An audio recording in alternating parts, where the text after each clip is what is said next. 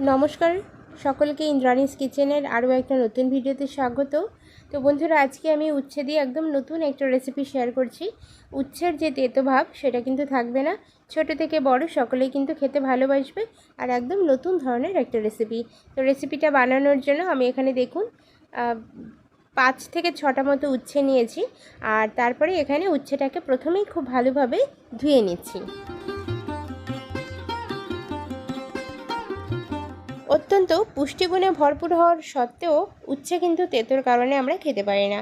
তো আজকের রেসিপিতে আমি যেভাবে উচ্ছেটাকে বানিয়ে দেখাবো, এতে করে উচ্ছের কোনো রকম তেতো ভাব কিন্তু থাকবে না আর খেতেও কিন্তু দুর্দান্ত লাগবে।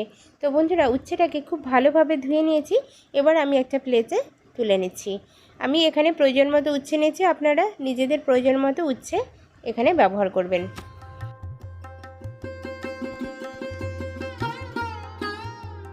উচ্ছেটাকে কিন্তু আজকে আমরা গ্রিট করে ব্যবহার করব, আর তার জন্য উচ্ছের যে দুটো মাথা থাকে সেটা কিন্তু কেটে বাদ দিতে হবে। একটু কেটে বাদ দিয়ে নেওয়ার পরে একটা ছোট দাঁতের গ্রিটার আমি এখানে নিয়ে নিয়েছি। ছোট দাঁতের যে কোনো গ্রিটার দিয়ে কিন্তু গ্রিট করা যাবে, আর উচ্ছেগুলো যতটা কচি হবে ততটাই কিন্তু ভালো হবে। আজকের রেসিপিতে কচি উচ্ছের ব্যবহার করতে হবে, তাহলে গ্রিট করার সময় সম্পূর্ণ উচ্ছেটাকে কিন্তু গ্রিট করা যাবে।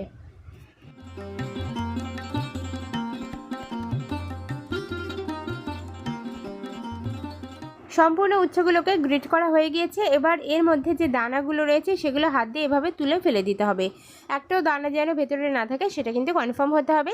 তো আমি হাত দিয়ে দেখুন এইভাবে দানাগুলোকে তুলে ফেলে দিচ্ছি।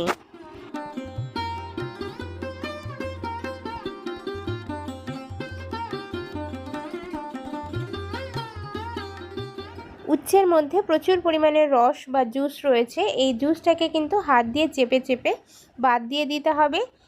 হাত দিয়ে চেপে এইভাবে উচ্ছের রসটা বাদ দেওয়ার ফলে এই রেসিপিটা খাওয়ার সময় কোনো রকম তেতো ভাব লাগবে না, সাথে খেতেও কিন্তু ভালো লাগবে। বড় থেকে ছোট সকলেরই কিন্তু ভীষণ পছন্দ হবে রেসিপিটা। তো এভাবে সম্পূর্ণ উচ্ছের জুসটাকে বাদ দিয়ে দিতে হবে। তো বন্ধুরা দেখুন, প্লেটে এখনও অনেকটাই রয়েছে, এটুকু কিন্তু হাত দিয়ে চাপা যাচ্ছে না, তার জন্য আমি একটা ছাঁকনির সাহায্যে ছেঁকে নেব। এতে করে কিন্তু জুসটা সম্পূর্ণরূপে বাদ হয়ে যাবে, আর যে পোর্শনটা উচ্ছের সেটা কিন্তু আলাদা হয়ে যাবে। চাইলে আপনারা উচ্ছের জুসটা কিন্তু ফেলেও দিতে পারেন, আবার যে কোনো কাজেও কিন্তু ব্যবহার করতে পারেন। তবে আজকের রেসিপির মধ্যে উচ্ছের এই রসের কিন্তু কোনো রকম ব্যবহার নেই। এবার দেখুন, আমি উচ্ছের এই পোর্শনটা সংগ্রহ করে নিয়েছি। চলে যাচ্ছি পরবর্তী স্টেপে।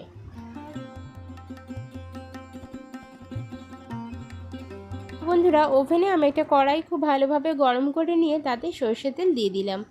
আজকের রেসিপিতে খুব বেশি তেলের ব্যবহার নেই, 1 টেবিল স্পুন পরিমাণ সরষের তেল দিয়ে দিলাম। দিয়ে দিচ্ছি তার সাথে কালো জিরে 1/4 টেবিল স্পুন। কালো জিরেটাকে 2-1 মিনিট একটু নাড়াচাড়া করে ভেজে নেব। তারপরে এর মধ্যে 7 থেকে 8 কোয়া মতো রসুন অ্যাড করে দিচ্ছি। রসুনটাকে কিন্তু কুচিয়ে দিয়েছি, কুচিয়ে দিলে বেশি ভালো হবে। তো রসুনটাকে কুচিয়ে দেওয়ার পরে রসুনটাকে কিন্তু একটু ভেজে নিতে হবে। রসুনের যে সোনালি কালার সেটা আসা পর্যন্ত রসুনটাকে ভেজে নেব। রসুনটা দেখুন ভেজে নিয়েছি। এরপরে আমি পেঁয়াজ অ্যাড করে দিয়েছি। এখানে প্রায় একটা ছোট সাইজের পেঁয়াজ আমি কুচিয়ে নিয়েছিলাম একটু ছোট ছোট করে, সে কুচানো পেঁয়াজটাকে দিয়ে দিলাম। রসুন আর পেঁয়াজটাকে 2-1 মিনিট একটু নাড়াচাড়া করে ভেজে নিচ্ছি।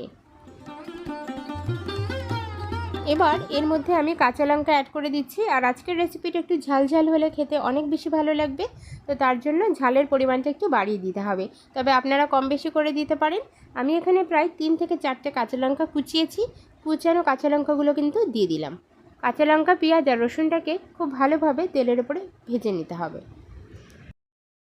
কাঁচা লঙ্কা, পেঁয়াজ এবং রসুন কিন্তু খুব ভালোভাবে ভেজে নিয়েছি। এরপরে এসে এর মধ্যে আমি উচ্ছে যোগ করে দিলাম। উচ্ছেটাকে দেওয়ার পরে আরও একবার খুব ভালোভাবে নাড়াচাড়া করে মিশিয়ে নেব। দিয়ে দিতে হবে টেস্ট অনুযায়ী নুন, আর তার সাথে হলুদের গুঁড়ো। নুন আর হলুদের গুঁড়োটা দেওয়ার পরে এখানে সামান্য মাত্রায় একদম 1/4 টেবিল স্পুন অনুযায়ী দিয়ে দিতে হবে জিরের গুঁড়ো আর ধনিয়া গুঁড়ো।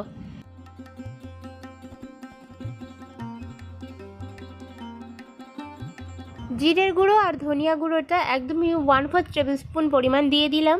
খুব ভালোভাবে জিনিসগুলোকে নাড়াচাড়া করে মিশিয়ে নিচ্ছি।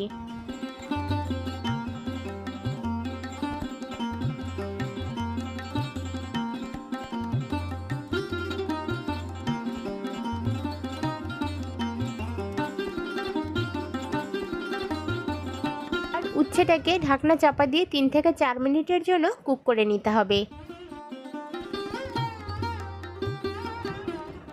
ফিরে এলাম 3-4 মিনিট পরে, আর ঢাকনাটা খুলে আপনাদের দেখাচ্ছি। দেখুন উচ্ছের মধ্যে রস বা জুসটা কিন্তু একদমই নেই, আর এতে কিন্তু বেশ সুন্দরভাবে একটু ভাজাও হয়ে গিয়েছে। এই পর্যায়ে এসে এর মধ্যে আমি বেসন অ্যাড করে দিচ্ছি। 1 টেবিল স্পুন পরিমাণ বেসন এর মধ্যে দিয়ে দিতে হবে। বেসনটা এখানে দিয়ে দিলে বাইন্ডিংটা সুবিধা হবে, তার জন্য কিন্তু বেসনটা দিতে হবে। আর বেসনটা কিন্তু যার যতটা প্রয়োজন হবে বাইন্ডিংয়ের জন্য ততটাই দিতে হবে, তবে খুব বেশি বেসন ইউজ না করাই ভালো।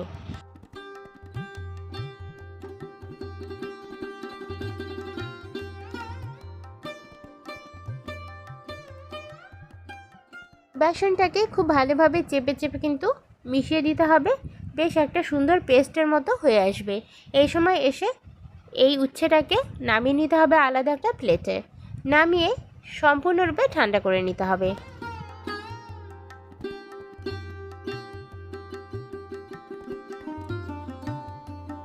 তো বন্ধুরা, উচ্ছেটা কিন্তু সম্পূর্ণরূপে ঠান্ডা হয়ে গিয়েছে। আর এই পর্যায়ে এসে হাত দিয়ে আমি একটু হালকা হাতে মেখে নেব। কোনো রকম দানা দানা ভাব থাকলে কিন্তু ভেঙে নিতে হবে, আর দেখে নিতে হবে যে বাইন্ডিংটা ঠিকঠাক আসছে কিনা। তো আমার দেখুন বাইন্ডিংটা একদম প্রপারভাবে চলে আসছে। এভাবে হাত দিয়ে চেপে 2 হাতের তালুতে হালকা বা আলতোভাবে চাপ দিলেই কিন্তু খুব সুন্দর একটা শেপ চলে আসছে। আমি এরকম শেপ দিচ্ছি, একটু চ্যাপটা চ্যাপটা এবং গোল গোল। তবে আপনারা পছন্দ অনুযায়ী যে কোনো শেপ দিয়ে কিন্তু বানিয়ে নিতে পারেন। আমি এরকম একটা চপের শেপ দিচ্ছি। তো বন্ধুরা দেখুন, ঠিক এরকমভাবে বানিয়ে নিতে হবে সমস্ত উচ্ছেটাকে। আমি এরকম একটা কয়েকটা চপের শেপ দেব।